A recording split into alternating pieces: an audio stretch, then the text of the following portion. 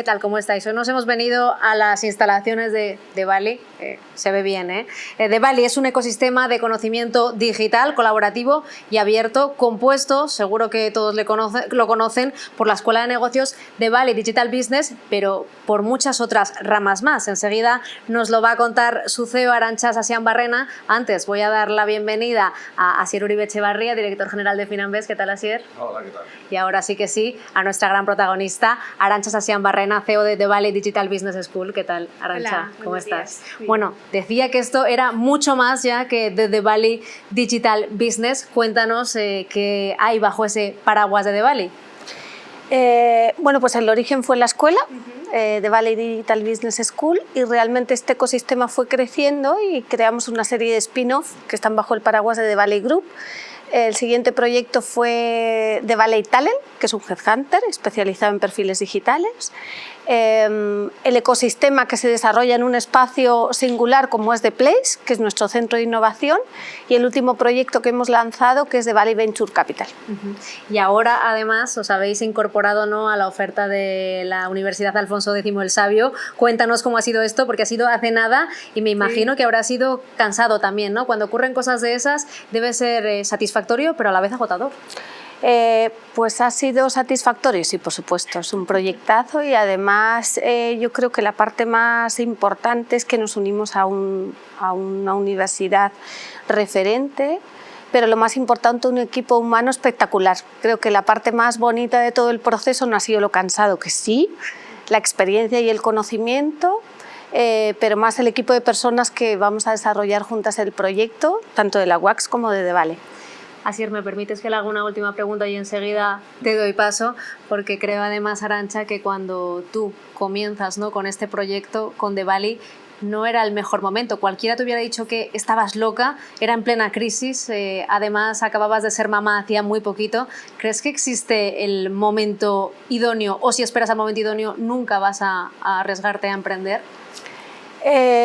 Pues efectivamente, no hay un momento idóneo, ¿no?, para eso, pero siempre las cosas, cuando cuento un poco la historia de Devali digo que fue casual causal.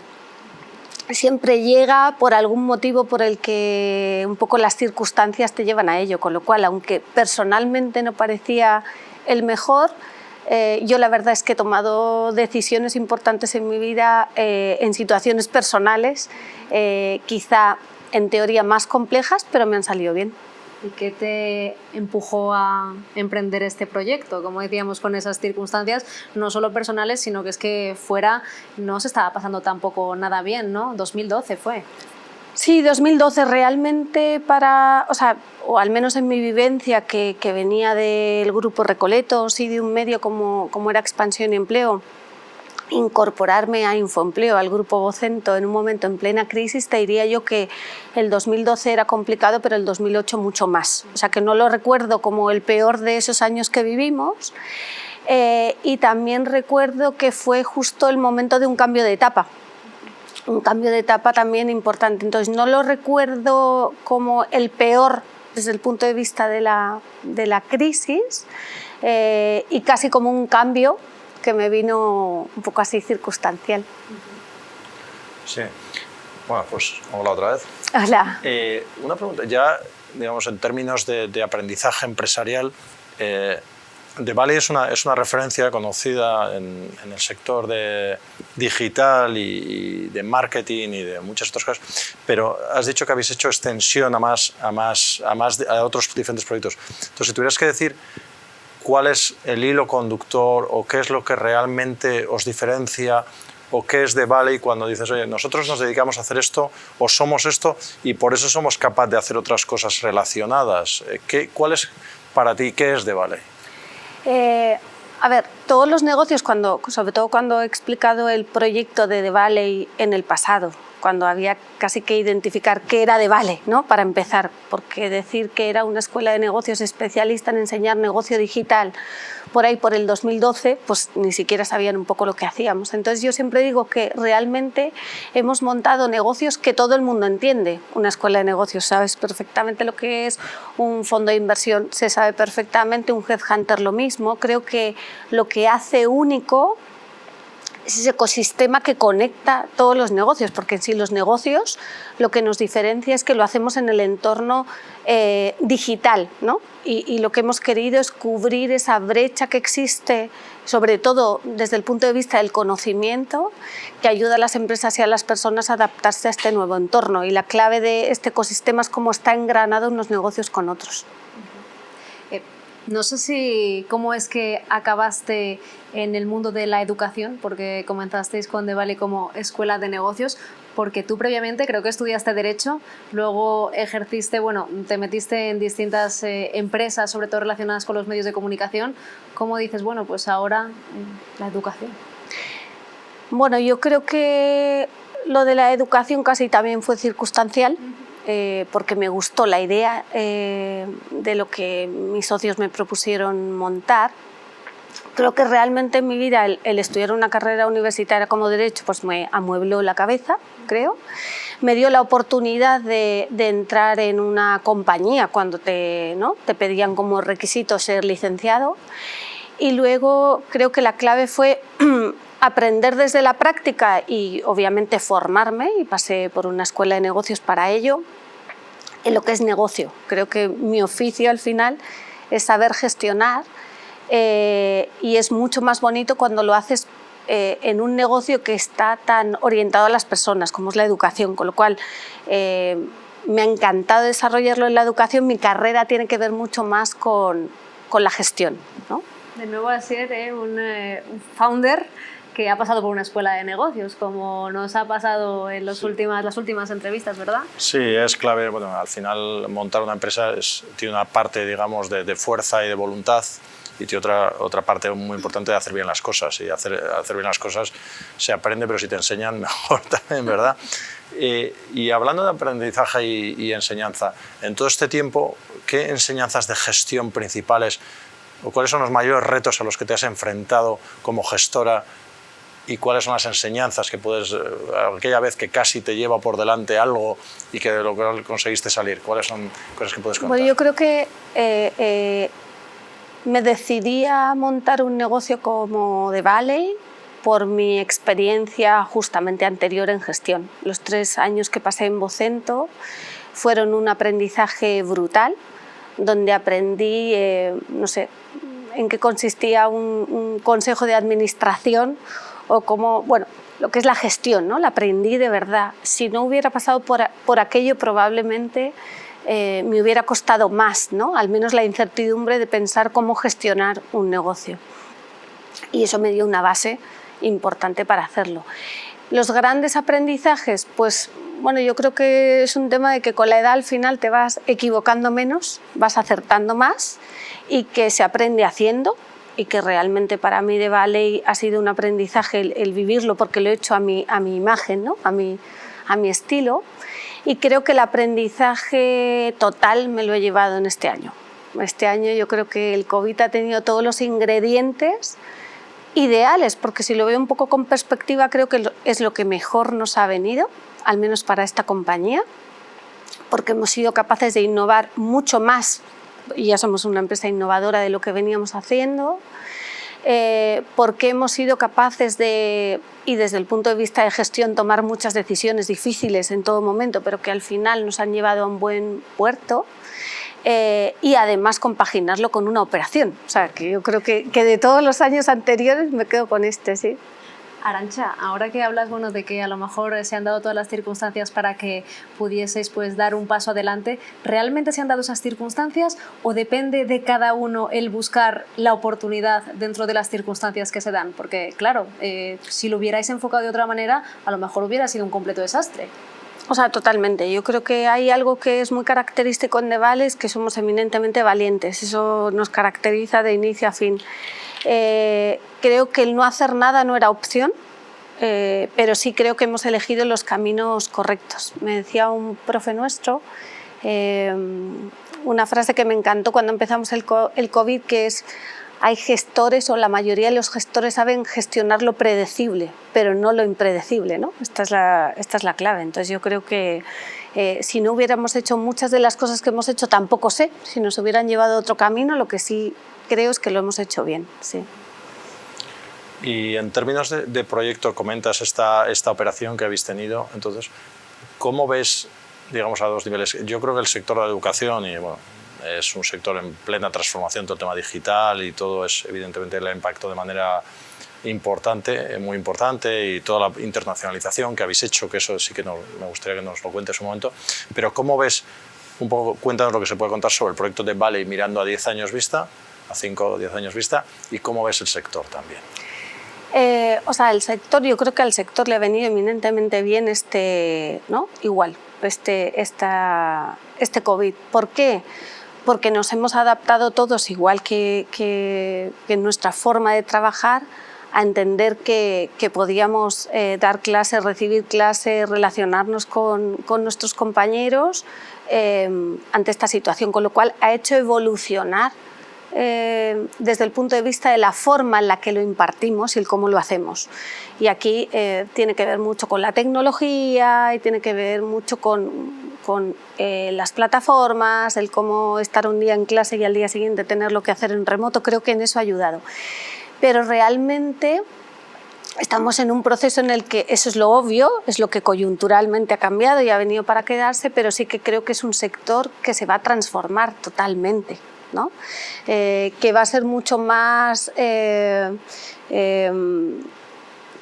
existencial de lo coyuntural que hemos vivido. Creo que la educación, tal y como la conocemos, está eminentemente obsoleta, ¿no? A todos los niveles. Entonces creo que esta crisis nos va a venir fenomenal para ver cambiar un sector en el que ya estamos viendo, y no es la única operación que se ha visto la nuestra en España, sino que hay muchas y muchas más que vendrán, porque realmente los grandes actores y fondos están apostando por la educación porque saben que es un sector que va a cambiar mucho, ¿no? Y nosotros esperamos ser un actor interesante en esto.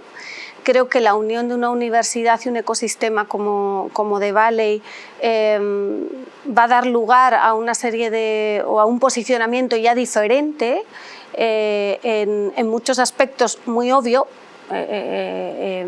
lanzando programas, grados, posgrados, etcétera, pero creo que la clave es cómo crear un modelo educativo único y diferente, ¿no? Y es a lo que aspiramos, y eso tendrá que ver mucho con la innovación. Al hilo de esta colaboración, ¿no?, con la Universidad de Alfonso X el Sabio, me imagino que a lo largo de estos años habrán sido muchos los que hayan llamado a vuestra puerta pues, pidiendo hacer alguna acción conjunta. ¿Cuándo sabes que esa es la colaboración que tengo que hacer o este es el socio que tengo que tener? Pues sí, es verdad que en todo este tiempo ha habido instituciones, personas, inversores, entorno que se nos ha acercado de unos años aquí y en los 2 últimos años de manera muy intensa. Creo que ha habido para mí 2 claves en todo esto. Una, que realmente nosotros siempre hemos aspirado, porque hemos pensado en grande, en cómo cambiar la educación desde dentro, y no podíamos hacerlo sin ser universidad. O sea, eso como centro privado era complicado, con lo cual creo que unirnos a una universidad era algo que obviamente dentro de las opciones que había nos gustaba y bastante. Y la otra, el equipo humano. O sea, yo creo que la clave del éxito de cualquier proyecto es con quién te vas a sumar a ese viaje, y ese ha sido clave también en la elección. Bueno, y hablando ya pasamos un paso más y ya hablando más en global. ¿A qué empresa te gustaría parecerte o a qué empresa has tomado como referencia en términos de que te sirva a nivel personal o a nivel, sobre todo para The Valley, para decir, me gustaría ser como esta empresa en términos de agilidad, en términos de globalidad, en términos de internacionalización, que no lo hemos comentado, pero que estáis ya en unos cuantos países y eso es difícil de conseguir. Eso es difícil de conseguir. Bueno, todavía nuestra andadura desde el punto de vista internacional todavía es pequeña y nos queda obviamente mucho recorrido. Realmente hay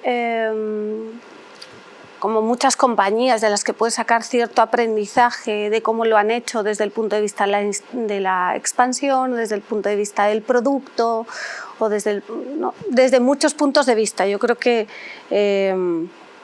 nos suma mucho. a mí creo que lo que nos falta realmente es aprender los modelos de escala, ¿no? Y ahí es donde creo que desde el punto de vista de la educación veo algunas universidades con modelos en digital muy interesantes como modelo de escala. Luego, como hablábamos ya a nivel personal, yo creo que hay determinados proyectos que a nivel usuario puedo pensar que, ¿no?, que te cambian un poco la vida y que tiene que ver con cómo lo usas y cómo lo adoptas.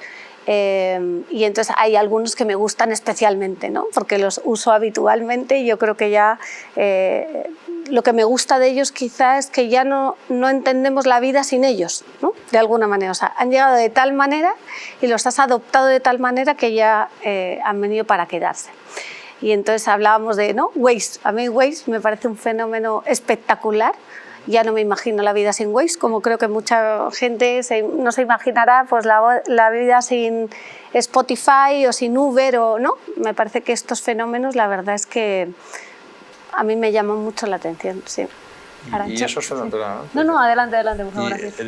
Y respecto a escalabilidad, o sea, ¿tú cómo ves que es interesante con respecto a todos estos modelos de crecimientos inactivos? O sea, Waze no es el caso, pero has comentado los Cabify, has comentado los Uber. O sea, ¿cómo ves estos modelos de escalabilidad, pero sin activos? Quiero decir, es como si Devalley no fuera más que una carcasa, que ya existen algunos, ¿verdad? Coursera y todos estos que son digitales, pero que no tienen por debajo realmente nada más que una carcasa. Entonces, ¿entiendes tú los modelos de escalabilidad basados en desintermediación, en usabilidad, o los entiendes en base a un profundo conocimiento del mercado al que te diriges? Bueno, es que yo creo que hay muchos modelos de escala, ¿no?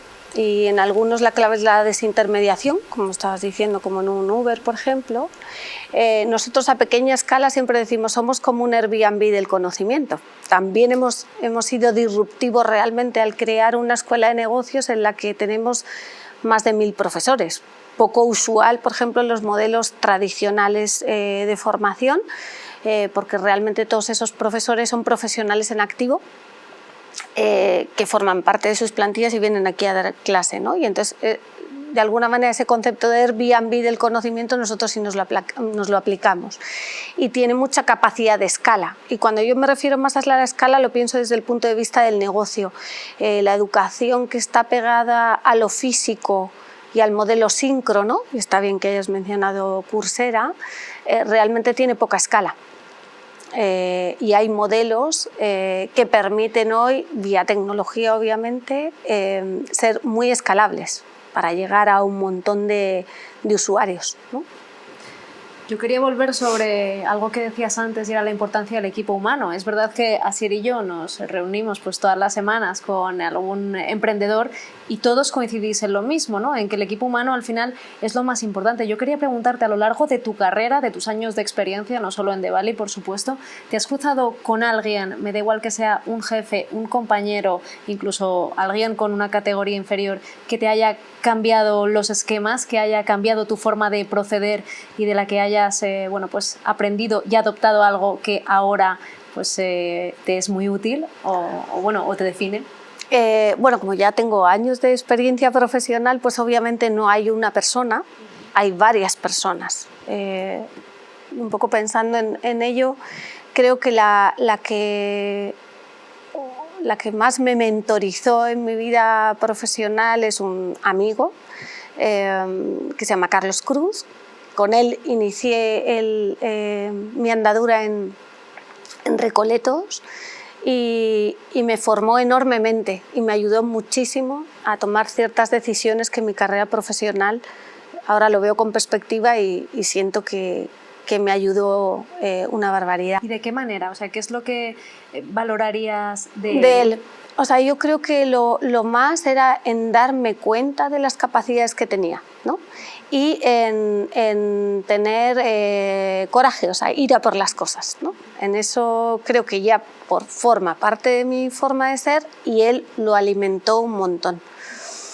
Luego ya a nivel empresarial, ¿no?, o a nivel directivos que he trabajado con ellos a lo largo de mi carrera profesional, que obviamente me han marcado, Como mujer me ha marcado mucho el haber trabajado con María Benjumea, porque es una emprendedora nata y realmente tiene un ADN que en mí impregnó mucho. Y yo creo que hay otra persona que también me marcó mucho a nivel aprendizaje el cómo gestionar un negocio, ¿no? Cómo tener la habilidad de saber mirar los números, saber hacia dónde llevar una empresa, que fue José Luis Sainz, CEO de Prisa y también fue directivo en Vocento. Y ha sido una persona que me ha ayudado mucho técnicamente, a aprender técnicamente. Sí. Y ya que mencionas, si me permites, Asier, que continúe con la pregunta, porque mencionas como mujer, ¿no? Decías, como mujer me ha ayudado mucho María Benjumea. ¿Qué diferencia hay? Porque creo que tú también te rodeas principalmente, o te has rodeado en este proyecto mucho de mujeres. No sé, leía una entrevista antes de charlar contigo en la que decías, a mí no me gusta nada la cultura, ¿no?, del pasilleo o de estar calentando la silla, como se dice. Y bueno, ahora las generaciones van cambiando, pero antes las mujeres tenían menos opción, ¿no?, de quedarse hasta tarde porque tenían que ir, pues, a buscar a los niños al colegio o a encargarse de sus familias a la vez que trabajaban. Entonces, no sé cómo ves cómo ha evolucionado esto y qué tienen las mujeres o el liderazgo femenino pues que pueda aportar un plus. O sea, yo creo que ha evolucionado una barbaridad.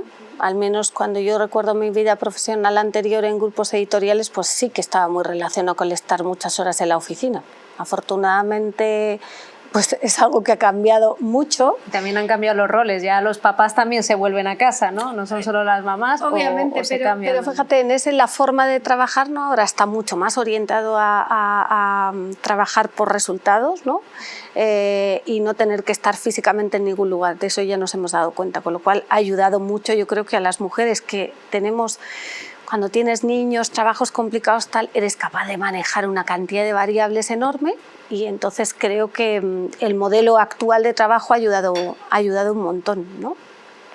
En cuanto al liderazgo femenino, yo creo que, o al menos las mujeres que he ido conociendo a lo largo de mi vida profesional, incluso esta es una empresa en la que mayoritariamente somos mujeres, creo que hay una parte más relacionada con lo emocional y la cercanía que es muy característico a la hora de gestionar, ¿no?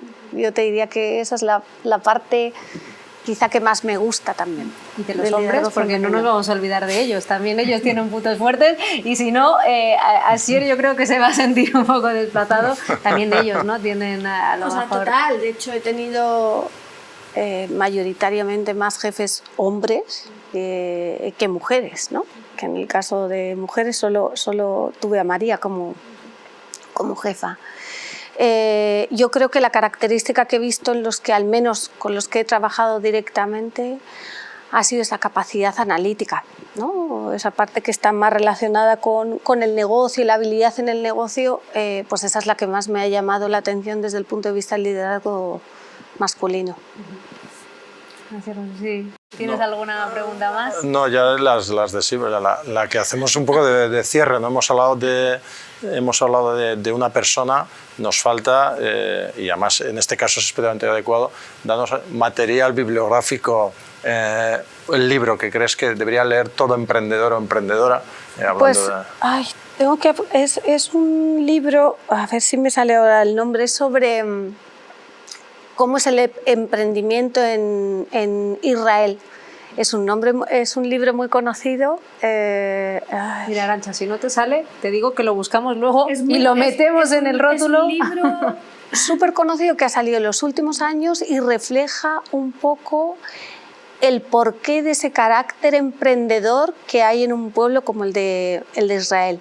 Y lo tengo así que no me sale, pero ese es uno de los libros que más me ha marcado. Sí, Israel, como si te doy tiempo a pensarlo, igual, o si no, como dice Leticia, lo ponemos luego en un rótulo, pero...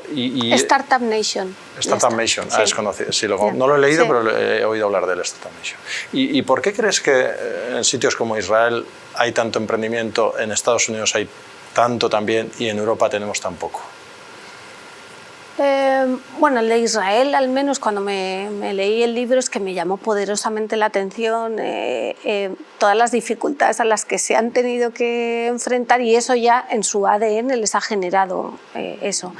Creo que en el tema de Estados Unidos, siendo la primera potencia y teniendo casos, ¿no? O ejemplos como es un Silicon Valley donde se fomenta el emprendimiento, tal, pues es que hay caldos de cultivo. Yo creo que en Europa es algo que va a ir sucediendo, ¿no? Pero que tiene mucho que decir el emprendimiento europeo. Creo que quizá por forma de ser o cultural y determinados países quizá no ha habido tantos casos de éxito, pero creo que si vemos ahora un poco el panorama está mucho más diversificado y desde luego hay un gran emprendimiento en Europa. ¿Nos falta coraje, ese coraje del que hablabas, que te ayudó a fomentar alguno de tus jefes? ¿Nos falta valentía? ¿Preferimos quedarnos así más cómodos que, bueno, que...? O sea, yo creo que hay algo que ahora las generaciones tienen a favor versus las anteriores, ¿no? O al menos yo, que tengo 47 años. Y es que antes, culturalmente, un poco tus padres te conducían a estudiar una serie de carreras, a llegar a una compañía y pasarte muchos años y a desarrollarte profesionalmente en ella. Y era un tema de estatus, un tema de continuidad, y ahora, desde luego, las nuevas generaciones no tienen nada que ver. Y esa necesidad de emprender la tienen de una manera mucho más viva, cuando antes era inusual encontrar gente que quisiera emprender, quizá por la incertidumbre, quizá por, no sé, y ahora es muy diferente. No sé si quieres añadir algo más. No, que es fantástico encontrar... eso también te caracteriza como gestora y debe caracterizar a un buen gestor, pero ese optimismo, o sea, el ver las cosas en positivo, está muy bien, porque no te creas que en el tema del emprendimiento europeo, en general, tendemos más, yo probablemente el primero, a quejarnos y en ver la botella medio vacía más que medio llena. Y es verdad que las cosas han cambiado de manera muy poderosa y que se ven muchas iniciativas, entre ellas, exitosas, entre ellas la vuestra, vamos. Desde luego que sí. Pues Arantxa Sasean-Barrena, CEO de The Valley Digital Business School, muchísimas gracias por habernos atendido hoy. Nos quedamos con todos esos aprendizajes que, bueno, a ti te han costado una vida y ahora nos los has resumido ahí en media hora. Lo he intentado. Pero seguro que son muy útiles para mucha gente que nos está viendo. Asier, gracias a ti también, por supuesto. Un placer. Muchas gracias. Y nosotros nos despedimos. La semana que viene, más Founders. Hasta luego.